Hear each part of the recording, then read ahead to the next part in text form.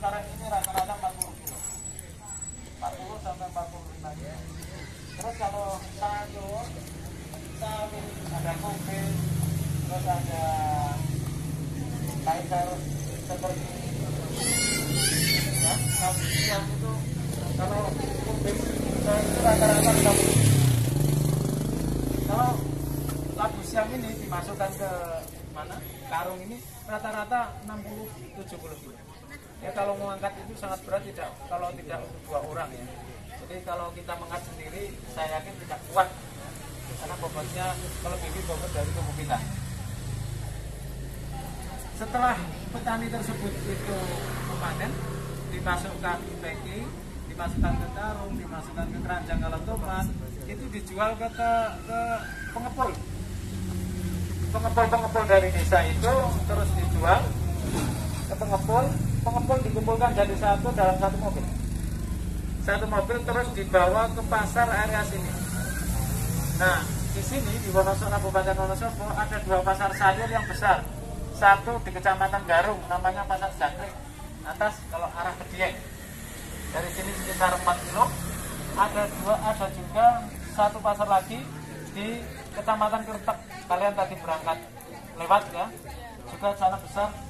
Di situ bertemunya antara pengepul dari desa dan tengkulak-tengkulak yang akan mengirim ke luar kota seperti Magelang, Jogja, Majenang, Kabupaten Cilacap, Kebumen, dan lain sebagainya, kota-kota lain. Bahkan sampai ke DIY, sampai Jakarta. Rata-rata yang komoditas yang dikirim itu semua hasil bumi yang ada di kabupaten sini. Yang ada di Jogja misalkan ada tomat, ada cabai, ada sawi, ada pupuk, semua itu dari pasar. Juga kota-kota lain juga membutuhkan. Di sini sesederhana itu ya. Jadi kalau di daerah sini sederhana itu.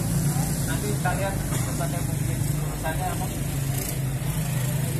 agroteknologi ya. Kalau pengen mau belajar usaha mungkin harus belajar bagaimana ya agar di lingkungan kita, kalau kita mau belajar di lingkungan kita ada apa, kita harus bagaimana.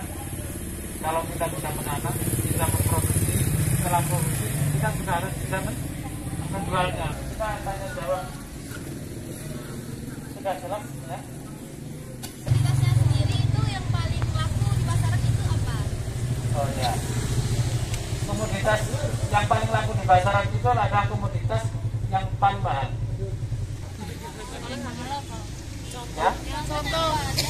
Kalau kalian komoditas yang paling mahal itu artinya apa? Komoditas yang paling langka ketika itu. Jadi komoditas yang paling mahal itu adalah komoditas yang paling langka. Artinya komoditas yang paling mahal. Kalau langka pasti hasilnya naik, harganya naik. Jadi tidak mesti ya. Kalau sekarang itu komoditas yang paling dicari apa? Belum tentu. Karena apa? Itu dari tempe, tepung kanji, tepung beras, bumbu-bumbunya itu ada bawang putih, kencur, kunyit, ketumbar. Pakainya itu daun kucai, bukan daun bawang tapi daun kucai. Di Jogja ada daun kucai nggak? Ada ya, tapi jarang. Cuma kayak pendoan kayak di Jogja itu kan pakainya daun bawang. Kalau tempe kemul Wonosobo itu pakainya daun kucai.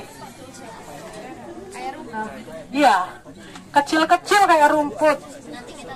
Oh, ada di atas itu ada tanaman kucai di seberang jalan. Itu ada. Nah, ini tepung sama bumbu diaduk, dicampur air, diencerkan, terus digoreng sama ditaruh tempenya di tengah. Jadi, oke. Ada yang mau tanya soal petos? Rasanya dijamin enak. Enak pokoknya. Asin-asin gurih. Ini yang versi kayak mie instan itu. Biasanya kalau yang dijual di pinggir jalan itu yang sudah siap saji. Kalau ini kan yang versi instannya. Kubis sama kucai. Kucai kayak yang buat bikin mie petos tadi. biasa. Cuma ini pastanya itu memang diaduk sendiri, ya, diaduk sendiri, diencerkan sendiri. Jadi mie direbus sendiri, ininya juga pastanya diencerkan sendiri. Nanti setelah mie sama sayur-sayurnya itu mateng, pastanya disiramkan di atasnya.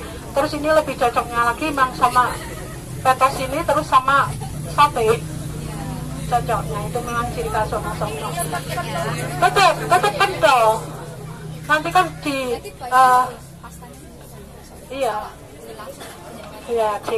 itu nanti tergantung ngasih airnya, kan sudah ada aturannya sendiri. Jadi memang satu porsi itu buat pastanya juga sudah disesuaikan. Pemberdayaan ini berhasil berjalan selama 9 tahun itu, apakah ada penolakan dari masyarakat waktu mengajak awal dulu penolakan? Sebelum pemberdayaan ini berhasil berjalan selama 9 tahun kan Bu tadi bilang, awal mengajak masyarakat tuh apakah ada penolakan atau kendala dari masyarakat Bu?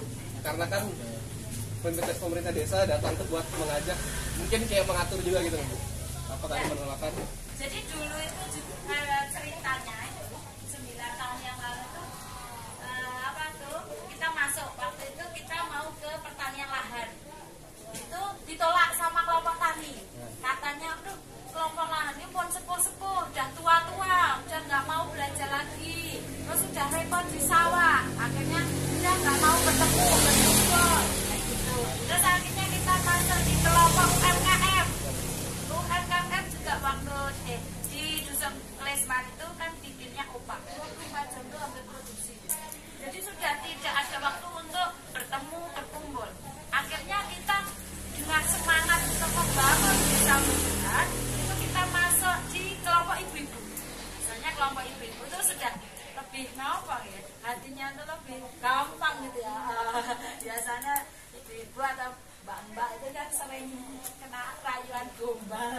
Jadi hatinya itu kayak gampang gitu. Misalnya kita masuk kelompok ibu-ibu, kita pemberdayaan di situ, kita perkenalan pemberdayaan, dan ada sosialisasi, ajak kunjungan belajar, melihat lokasi-lokasi yang lebih baik dari sini, dan muncul ide itu terus berjalan sampai yang merah yang masih segar, tidak sampai alum bahasa kisut itu bahasa Indonesia kisut, keriput,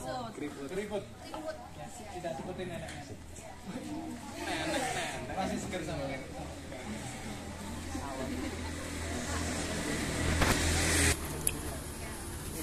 ini ranah pada ranah di sini itu rata-rata tani yang kodon, tani